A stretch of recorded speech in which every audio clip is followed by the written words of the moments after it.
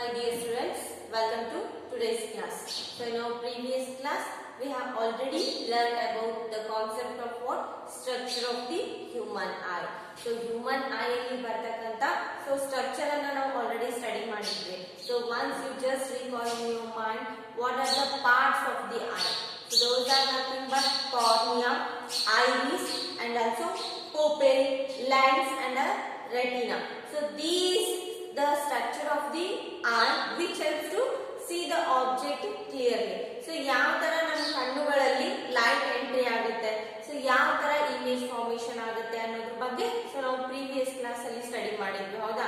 So ಏನಾಗುತ್ತೆ ಅಂದ್ರೆ so cornea ಏನು ನಮ್ಮ ಕಣ್ಣಿನ ಮೇಲ್ಭಾಗದ ಮೇಲ್ಪದರಿಗೆ ಏನಂತ ಕರಿತೀವಿ ಅಂದ್ರೆ ಕಾರ್ನಿಯಾ ಅಂತ ಕರಿತೀವಿ, ಹೌದಾ? ಸೊ ಕಾರ್ನಿಯಾ ಹಿಂದ್ಗಡೆ ಬರ್ತಕ್ಕಂತ ಸ್ಟ್ರಕ್ಚರ್ ಏನಾಗಿರುತ್ತೆ? ಐರಿಸ್, ಹೌದಾ? ಸೊ ಈ ಐರಿಸ್ ಏನನ್ನ ಕಂಟ್ರೋಲ್ ಮಾಡುತ್ತೆ ಅಂದ್ರೆ ಸೊ ಎಷ್ಟು ಪ್ರಮಾಣದಲ್ಲಿ ಕಣ್ಣಿನ ಒಳಗಡೆ ಬೆಳಕು ಹೋಗ್ಬೇಕು ಅನ್ನೋದ್ರ ಬಗ್ಗೆ ಯಾವುದು ಐರಿಸ್ ಕಂಟ್ರೋಲ್ ಮಾಡುತ್ತೆ. ಸೊ ಐರಿಸ್ ಮಿಡಲ್ ಭಾಗದಲ್ಲಿ ಯಾವ ಒಂದು ಸ್ಟ್ರಕ್ಚರ್ ಕಾಣಿಸುತ್ತೆ ಅಂದ್ರೆ ಸೊ ಯಾವುದು ಪುಪಿಲ್ ಅನ್ನೋದು, ಹೌದಾ? ಆ ಪುಪಿಲ್ ಅನ್ನೋದೇನೋ ಸ್ಮಾಲ್ ಹೋಲ್ ಆಗಿರುತ್ತೆ, ಹೌದಾ? ಸೊ ಆ ಸ್ಮಾಲ್ ಹೋಲ್ ನ ಸಹಾಯದಿಂದ ಏನಾಗುತ್ತೆ ಸೊ ಸ್ವಲ್ಪ ಪ್ರಮಾಣದ ಬೆಳಕು ಏನಾಗುತ್ತೆ ನಮ್ಮ ಕಣ್ಣಿನ ಒಳಗಡೆ ಎಂಟರ್ ಆಗುತ್ತೆ, ಹೌದಾ? ಸೊ ಪುಪಿಲ್ ನ ಮೂಲಕ ಹೋದಂತ ಬೆಳಕು ಎಲ್ಲಿ ಏನು ಫಾರ್ಮೇಶನ್ ಆಗುತ್ತೆ ಅಂದ್ರೆ ಲೆನ್ಸ್ ಮೂಲಕ ರೆಟಿನಾ ಮೇಲೆ ಇಮೇಜ್ ಫಾರ್ಮೇಶನ್ ಆಗುತ್ತೆ. ಸೊ ಯಾವ ರೀತಿಯಾದಂತ ಇಮೇಜ್ ಫಾರ್ಮೇಶನ್ ಆಗುತ್ತೆ ಅಂದ್ರೆ ಅದು ರಿಯಲ್ ಮತ್ತು ಇನ್ವರ್ಟೆಡ್ ಆಗಿರುತ್ತೆ, ಹೌದಾ? ಸೊ ಈ ರೀತಿಯಾಗಿ ಏನಾಗುತ್ತೆ ನಮ್ಮ ಕಣ್ಣಿನಲ್ಲಿ ಇಮೇಜ್ ಗಳು ಫಾರ್ಮೇಶನ್ ಆಗ್ತಾವ, ಹೌದಾ? So and also we learn about what are the some causes of the human eye troubles. So ಯಾವ ರೀತಿಯಾಗಿ ನಮಗ ಕೆಲವೊಂದಿಷ್ಟು ಕಣ್ಣಿನ ದೋಷಗಳನ್ನ ಏನು ಕಾಣ್ತೀವಿ ನಾವು. ಸೊ ಯಾವ ರೀತಿಯಾದಂತ ಕಣ್ಣಿನ ದೋಷಗಳು ಉಂಟಾಗಬಹುದು ನಮಗೆ ಅಂದ್ರೆ ಸಮೀಪ ದೃಷ್ಟಿ ದೋಷ ಆಗ್ಬೋದು ಅಥವಾ ದೂರ ದೃಷ್ಟಿ ದೋಷ ಅಂತ ಕೇಳಿರ್ಬೋದು, ಹೌದಾ?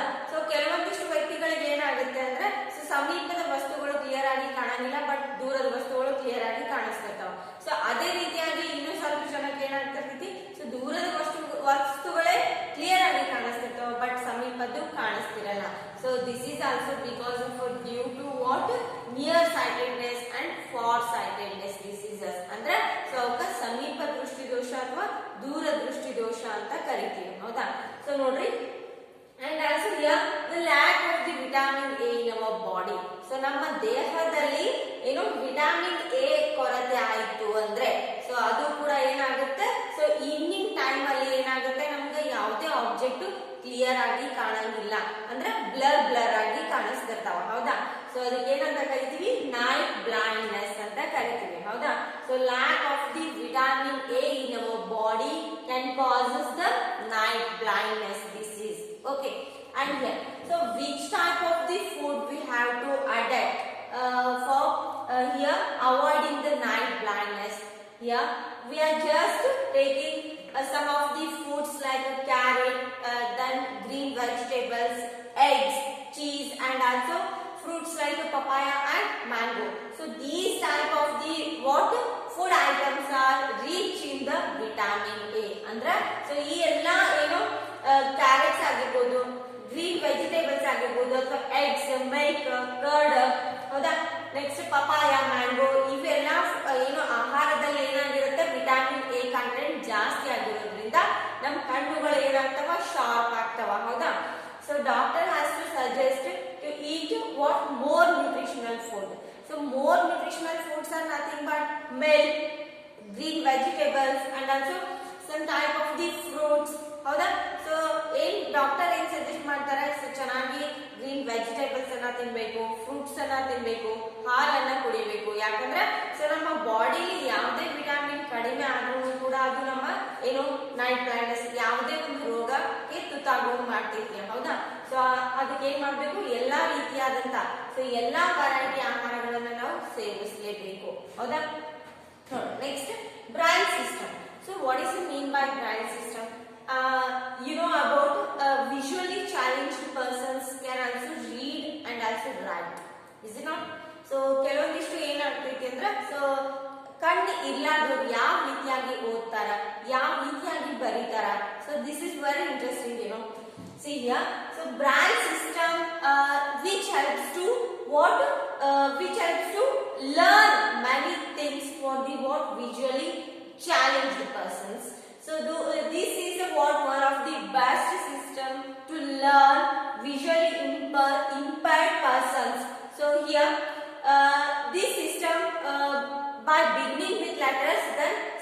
characters than combinations. So here this system mainly consists of the word starting from small letters, then special characters than combinations. ಅಂದ್ರೆ so ಯಾವುದೇ ಒಂದು ವರ್ಡ್ ಬರಿಬೇಕಂದ್ರೆ ಸೊ ಸಣ್ಣ ಸಣ್ಣದಾಗಿ ಅಕ್ಷರಗಳು ಬರಿಬೇಕಂದ್ರೆ ಅಥವಾ ಸೆಂಟೆನ್ಸ್ ಕ್ರಿಯೇಟ್ ಮಾಡ್ಬೇಕಂದ್ರೆ ಯಾರು ಕಣ್ಣು ಕಾಣಿಸದೇ ಇರುವಂತ ವ್ಯಕ್ತಿಗಳು ಏನಾಗ್ತೈತಿ ಅಂದ್ರೆ ಸೊ ಯಾವ ರೀತಿಯಾಗಿ ಬರೀತಾರಂದ್ರೆ ಸೊ ಸ್ಟಾರ್ಟಿಂಗ್ ಲೆಟರ್ಸ್ ನಾವು ಈಗ ಯಾವ ರೀತಿಯಾಗಿ ಇಂಗ್ಲಿಷ್ ಕಲಿಬೇಕಂದ್ರೆ ಫಸ್ಟ್ ಆಲ್ಫಾಬೆಟ್ಸ್ ಕಲಿತೀವಿ, ಆಮೇಲೆ ವರ್ಡ್ಸ್ ಕಲಿತೀವಿ, ಆಮೇಲೆ ಸೆಂಟೆನ್ಸ್ ಅನ್ನ ಕ್ರಿಯೇಟ್ ಮಾಡ್ತೀವಿ, ಟೆನ್ಸ್ ಅನ್ನ ಕಲಿತೀವಿ. ಸೊ ಅದೇ ರೀತಿಯಾಗಿ ಏನಾಗುತ್ತೆ ಅಂದ್ರೆ ಸೊ ವಿಜುವಲಿ ಚಾಲೆಂಜ್ಡ್ ಪರ್ಸನ್ಸ್ ಗೆ so first they can able to write with this system. Okay, so by step here. So by touching the letters with hands can help to recognize. So if some people may not have eyes, and here so they can also recognize the words by touching them. So ಯಾವ ರೀತಿಯಾಗಿ ಕಣ್ಣು ಕಾಣಿಸದೇ ಇರುವಂತ ವ್ಯಕ್ತಿಗಳು so ಅಕ್ಷರಗಳನ್ನ ಕಂಡು ಹಿಡಿತಾರೆ, ಅಕ್ಷರಗಳನ್ನ ಓದ್ತಾರೆ ಅಂದ್ರೆ so just they have to touching the letters like this. So after that they will definitely recognize what these letters are. So here, so once they touch these letters means so they can easily recognize. Okay, so that is called as a braille system. Understand? So ಯಾವುದೇ ವ್ಯಕ್ತಿಗಳು ಯಾವ ಒಂದು ವ್ಯಕ್ತಿಗೆ ಕಣ್ಣು ಕಾಣಿಸಂಗಿಲ್ಲ so ಆ ವ್ಯಕ್ತಿ ಏನ್ ಮಾಡ್ತಾನೆ ಅಂದ್ರೆ ಸೊ ಈ ಅಕ್ಷರಗಳನ್ನ ಈ ರೀತಿಯಾಗಿ ಟಚ್ ಮಾಡಿದ್ರೆ ಏನಾಗುತ್ತೆ ಸೊ ಅವನಿಗೆ ಗೊತ್ತಾಗುತ್ತೆ ಯಾವ ಅಕ್ಷರ ಐತಿ ಅನ್ನೋದು. ಹೌದಾ? ಸೊ ಅದು ಒಂದು ಸಿಸ್ಟಮ್ ಆಗಿರುತ್ತೆ. ಹೌದಾ? And here, so this system was adapted in 1932, which is introduced by Louis Braille. So Louis Braille ಅನ್ನೋ ಒಂದು ಸೈಂಟಿಸ್ಟ್ ಏನ್ ಮಾಡಿದಾನೆ ಅಂದ್ರೆ ಸೊ ಈ ಬ್ರೈಲ್ ಸಿಸ್ಟಮ್ ಅನ್ನೋ ಒಂದು ಮೆಥಡ್ ಅನ್ನ ಕಂಡು ಹಿಡಿದಿದ್ದಾನೆ. ಹೌದಾ? ಸೊ ಈ ಏನು ಬ್ರೈಲ್ ಸಿಸ್ಟಮ್ ಯಾವ್ದಕ್ಕೆ ಹೆಲ್ಪ್ ಆಗುತ್ತೆ ಅಂದ್ರೆ ಸೊ ಯಾವ ವ್ಯಕ್ತಿಗಳಿಗೆ ಕಣ್ಣು ಕಾಣಂಗಿಲ್ಲಲ್ಲ so they can also learn many things. Okay, and here which was introduced by Louis Braille in 1932. ಅಂದ್ರೆ ಸೊ ಈ ನೇಮ್ ಅಂದ್ರೆ ಸೈಂಟಿಸ್ಟ್ ನೇಮ್ ಅನ್ನ ಈ ಸಿಸ್ಟಮ್ ಗೆ ಅಡಾಪ್ಟ್ ಮಾಡಿದ್ದಾರೆ. ಹೌದಾ? So here there is a Braille code for common languages. So once they have to learn this system like the Braille system, so they have addicted ಅಂದ್ರೆ ಯಾವ ರೀತಿಯಾಗಿ ಅಂದ್ರೆ ನೋಡ್ರಿ so they have some codes to recognize the words. ಅಂದ್ರೆ so ಕೆಲವೊಂದಿಷ್ಟು codes ಅನ್ನ identify ಮಾಡಿರ್ತಾರೆ. ಅಂದ್ರೆ ಅದೇ ತರ ಅವರಿಗೆ ನಾವು ಈಗ ಯಾವ ತರ ನಿಮಗೆ ಏನೋ ಸಜೆಸ್ಟ್ ಮಾಡ್ತೀವಲ್ಲ ಸೊ ಅದೇ ತರ ಅವರಿಗೆ ಕೆಲವೊಂದಿಷ್ಟು ಕೋಡ್ಸ್ ಇರ್ತಾವ. ಹೌದಾ? ಸೊ ಆ ಕೋಡ್ ಗಳ ಮೂಲಕ ಏನ್ ಮಾಡ್ತಾರೆ ಅವರು ಸೊ ಏನೋ ಅಕ್ಷರಗಳನ್ನ ರಿಕಗ್ನೈಸ್ ಮಾಡ್ತಾರೆ. ಹೌದಾ? Next non optical aids and also optical aids so helps to recognise the words. So non optical aids are nothing but ಯಾವ ರೀತಿಯಾಗಿ ಅಂದ್ರೆ ಸೊ ಏನೋ ಕಣ್ಣಿಗೆ ಕಾಣಲಾರದಂತ ವಸ್ತುಗಳನ್ನ ನಾವು ಐಡೆಂಟಿಫೈ ಮಾಡುವಂತದ್ದು. Then optical aids, so optical aids are nothing but what which helps to identify the words easily. ಹೌದಾ? So here tactile aids, so using the sense of touch ಅಂದ್ರೆ so touch ಅಂದ್ರೆ so ಸ್ಪರ್ಶದ ಮೂಲಕ ಏನ್ ಮಾಡ್ತಾರೆ words ಗಳನ್ನ identify ಮಾಡ್ತಾರೆ. Next auditory hearing ಅಂದ್ರೆ ಸೊ ಕಿವಿಯಿಂದ ಕೇಳೋದ್ರ ಮೂಲಕ ಕೂಡ ವರ್ಡ್ಸ್ ಗಳನ್ನ ಏನ್ ಮಾಡ್ತಾರೆ ಸೊ ರಿಕಗ್ನೈಸ್ ಮಾಡ್ತಾರೆ. And also electronic AIDS can magnify the words.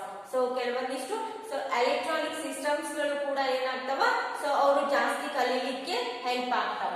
Next here so Braille lighter slate ಅಂದ್ರೆ ಸೊ ಯಾವ ರೀತಿಯಾಗಿ ಅಂದ್ರೆ ಬ್ರೈಲ್ ಲೈಟರ್ ಸ್ಲೇಟ್ ಅನ್ನೋದು ಒಂದು slate. So it is A type of a slate which helps to only for visually challenged persons. And here stylus, so which helps the visually challenged persons in taking notes and also reading and writing purposes. So how they have to take notes? So you are not like a visually challenged person. So you are everything, you have everything, even every sense organs you have. Howda? So you have hands, legs and also ears, eyes. So ನಿಮ್ಗೆ ಯಾವುದೇ ರೀತಿಯಾದಂತ notes ಮಾಡ್ಕೊಳ್ಳಿಕ್ಕೆ ಆಗಿರ್ಬೋದು, writing purpose ಆಗಿರ್ಬೋದು ಅಥವಾ ಓದ್ಲಿಕ್ಕೆ ಆಗಿರ್ಬೋದು ಯಾವುದೇ ಕಾರಣಕ್ಕೂ ತೊಂದರೆ ಆಗಿಲ್ಲ. But yeah, so one who they not having any eyes like a visually challenged person, so how they have to take notes? So here with the help of the braille letter slate they have to write down their notes, and also with the help of the what braille system they have to once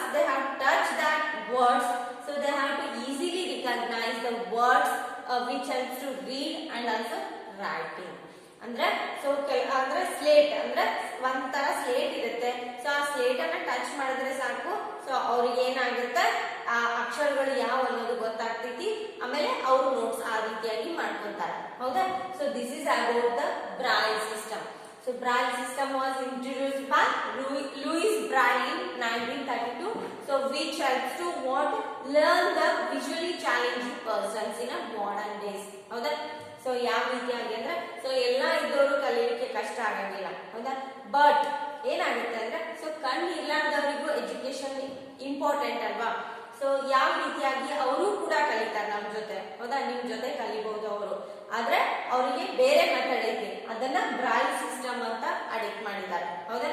so next, so these are about the what causes of the human I and also what Braille system and care of the eyes. So this completes your lesson and remaining portion will continue in our next video, like exercise solutions and also some more mirror questions from this lesson. And if you are having any doubts regarding this light chapter, will call me at any time and I will try to clear the concept. Okay.